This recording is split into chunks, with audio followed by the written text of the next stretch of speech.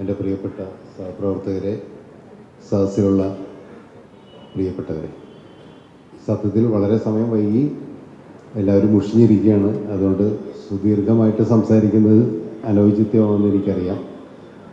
ആദ്യമായിട്ട് എൻ്റെ സന്തോഷം ഞാൻ അറിയിക്കുകയാണ്. ചങ്ങമ്പുഴ സാംസ്കാരിക കേന്ദ്രം എന്ന് പറയുന്ന ഈ ഇടം നമുക്കെല്ലാവർക്കും അറിയാം, കേരളത്തിനെ സംബന്ധിച്ചോളം തന്നെ ഏറ്റവും സാംസ്കാരികമായി ഔന്നിത്യമുള്ള ഒരിടമാണ്. പ്രത്യേകിച്ചും എറണാകുളം നഗരമധ്യത്തിൽ എല്ലാ വൈകുന്നേരങ്ങളിലും ഒത്തുകൂടുന്ന ഒരുപാട് മനുഷ്യരുണ്ട് ഇവിടെ. ഞാൻ പല പരിപാടികൾക്കും ഇവിടെ വന്നിട്ടുണ്ട്. ഇതിപ്പോൾ 10-15 സ്റ്റേജായി കാണും ഞാനിവിടെ പല പരിപാടികളിൽ പങ്കെടുക്കുന്നത്. ഈ സാംസ്കാരിക കേന്ദ്രത്തിൻ്റെ ഒരു അംഗം കൂടിയാണ് ഞാൻ.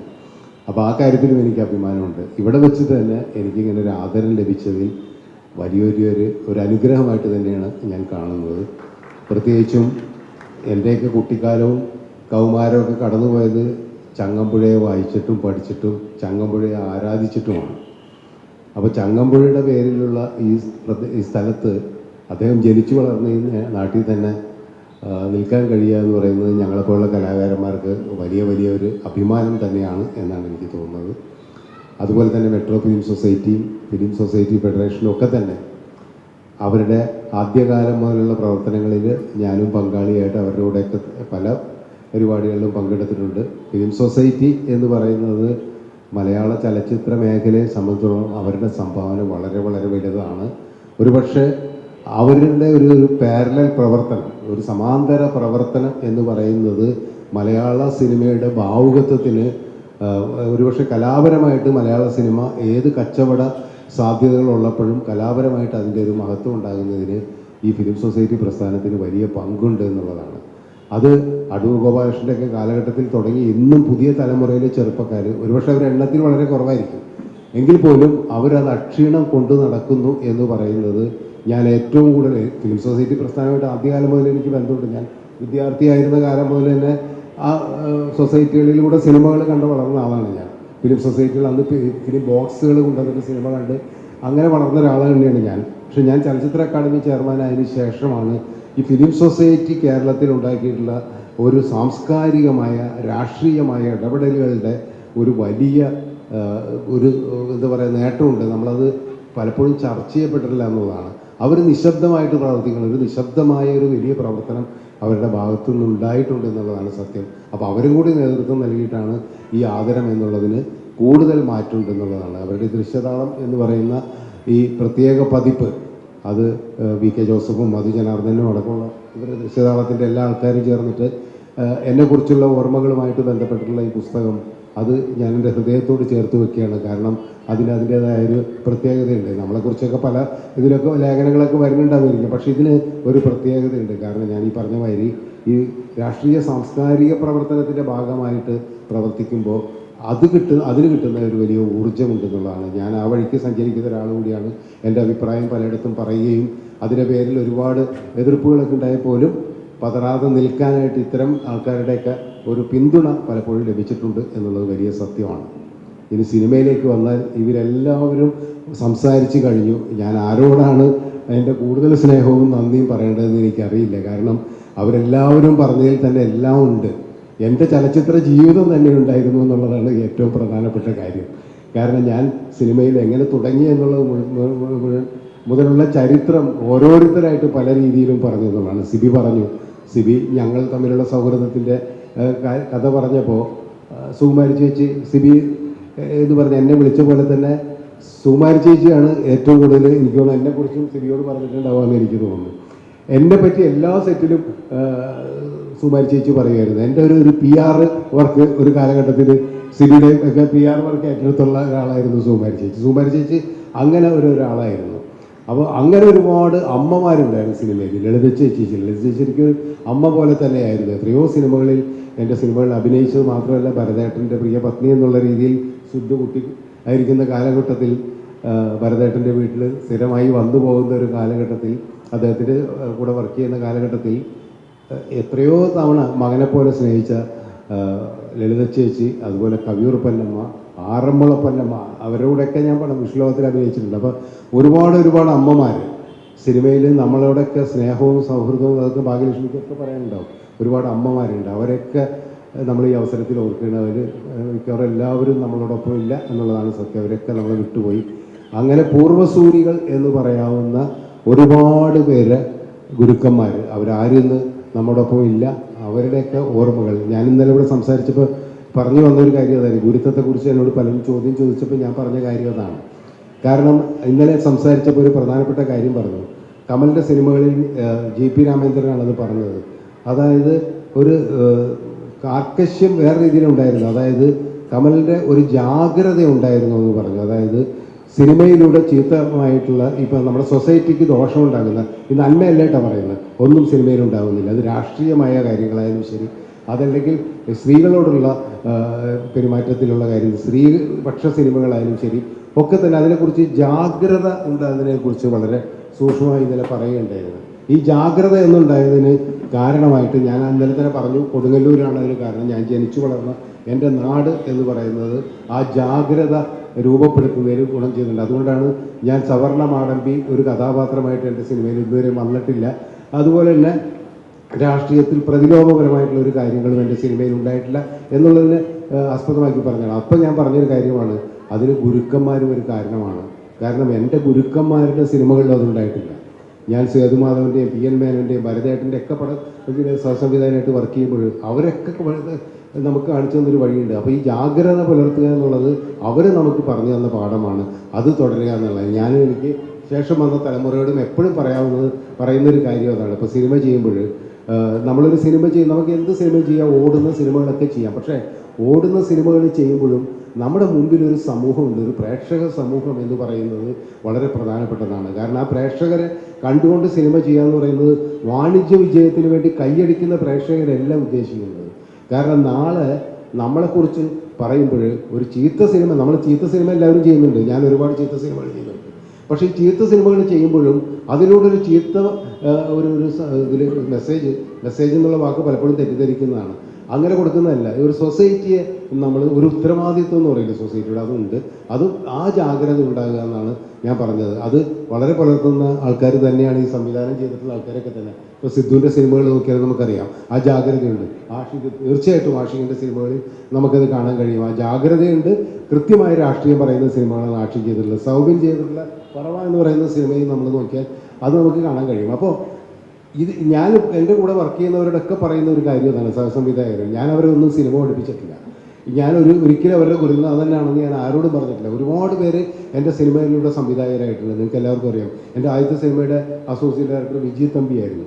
വിജയ് തമ്പി സംവിധായകനായി. പിന്നീട് അദ്ദേഹത്തിൻ്റെ രാഷ്ട്രീയവും അദ്ദേഹത്തിൻ്റെ കാഴ്ചപ്പാടുകളൊക്കെ ഞങ്ങൾ തമ്മിൽ വലിയ അഭിപ്രായ വ്യത്യാസമുണ്ട്, അത് വേറെ വിഷയം.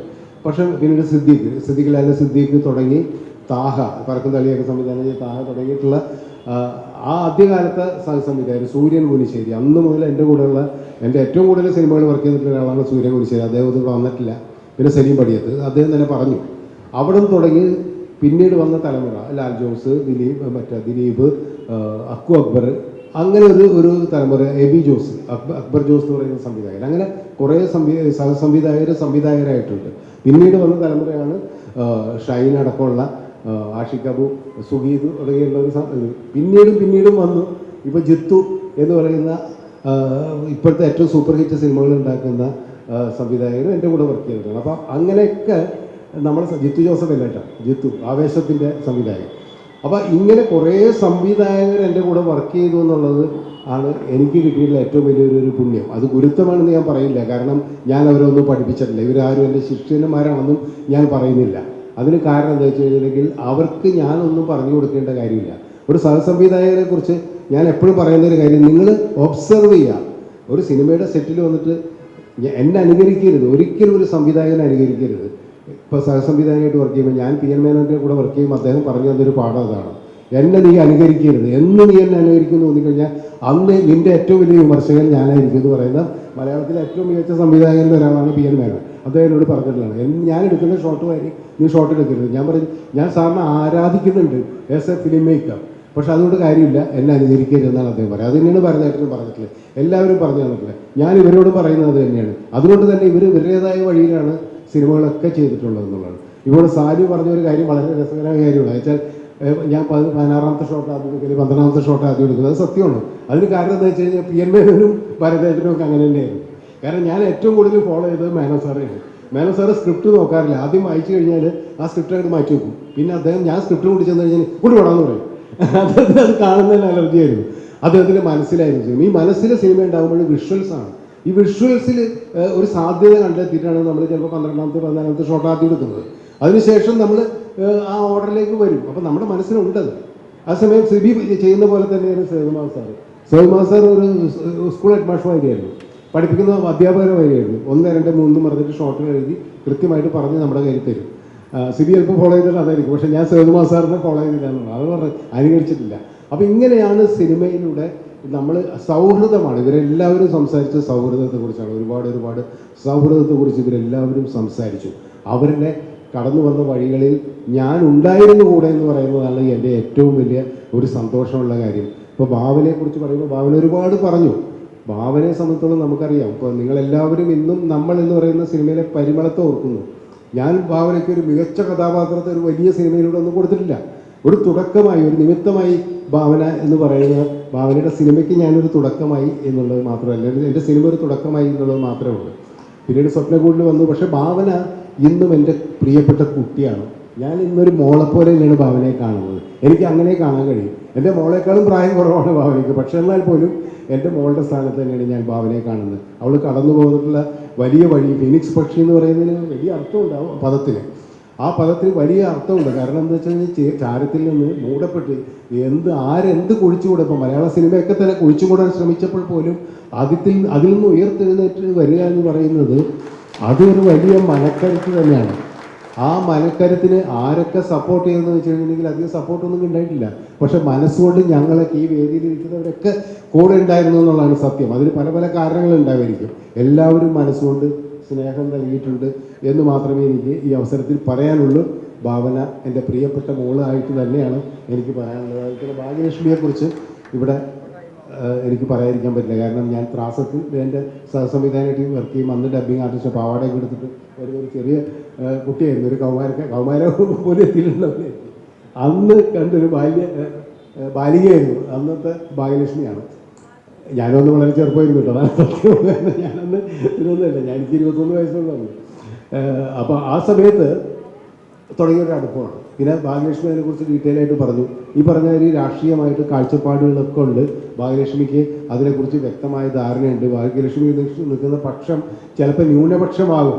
ഒരുപക്ഷെ ഈ സിനിമയുടെ എന്താ പറയുക, ബഹുഭൂരിപക്ഷം വരുന്നവരെ എതിർക്കുമ്പോഴും സ്വന്തം അഭിപ്രായം തുറന്നു പറയുന്നു എന്ന് പറയുന്നത് ഭാഗ്യലക്ഷ്മിയുടെ ഒരുപക്ഷെ അവരുടെ തൊഴിലിനെ എന്നെ ബാധിക്കുമെന്ന് പോലും ഭയപ്പെടാതെ നിൽക്കുന്നു എന്ന് പറയുന്ന ഒരു സുഹൃത്തിനുള്ള രീതിയിൽ ഞാൻ അവരെ കാണുകയാണ്. സിബിയെ കുറിച്ച് എനിക്ക് പറഞ്ഞാൽ തീരില്ല. കാരണം ഒരുപാട് പറയണം. അത് സിബി തന്നെ ഇവിടെ പറഞ്ഞിട്ടുള്ളതുകൊണ്ട് ഞാൻ കൂടുതൽ പറയുന്നില്ല. കാരണം ഞങ്ങളിന്നും ആ സൗഹൃദം തുടരുന്നു. കാരണം മിക്കവാറും ദിവസങ്ങളിൽ ഞാൻ എൻ്റെ സഹപ്രവർത്തകരായിട്ട് ഫോണിൽ സംസാരിക്കുന്നതിൽ ഏറ്റവും കൂടുതൽ സംസാരിക്കുന്നത് സിബിയായിട്ട് മാത്രമാണ് എന്നുള്ളതാണ് സത്യം. കാരണം ഞങ്ങൾക്ക് പറയാൻ എപ്പോഴും വിഷയം ഉണ്ടാവാറുണ്ട്. അത് സിനിമ മാത്രമല്ല, എല്ലാ കാര്യങ്ങളും. അപ്പോൾ സിനിമയിലൂടെ ഒരുമിച്ച് സഞ്ചരിച്ചു.